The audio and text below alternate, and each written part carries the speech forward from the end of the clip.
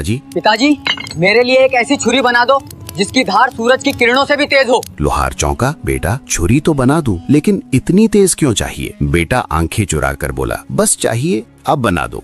बार बार की जिद के आगे बूढ़ा पिता हार गया। उसने लोहे को आग में तपाया, हथौड़े से कूटा और एक छोटी मगर खूंखार धार वाली छुरी बना दी।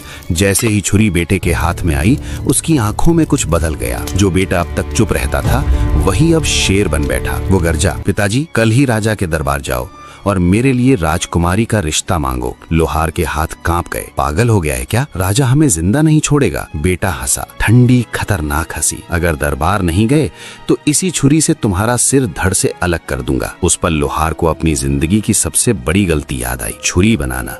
वो रात भर सोचता रहा, राजा के पास जाएगा तो मौत पक्की, नहीं जाएगा तो बेटे के हाथों मरेगा। आखिर उसने तय किया, अपमान में मरने से अच्छा है इज्जत से मरूं। अगली सुबह कांपते कदमों से वो राजा के दरबार पहुंचा और टूटती आवाज में बोला, महाराज, मैं अपने बेटे के लिए आपकी पुत्री का हाथ मांगने आया हूं। दरबार में सन्नाटा छा गया।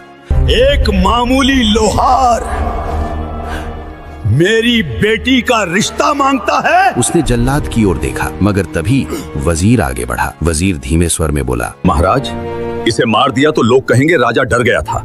बेहतर है इसे ऐसी शर्त दी जाए जिसका जवाब ये जिंदगी भर न ढूंढ सके। राजा की आंखों में चालाक चमक आई।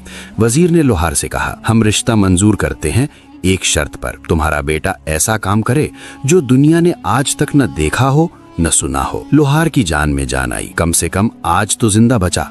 घर लौटकर उसने सब कुछ बेटे को बताया और फिर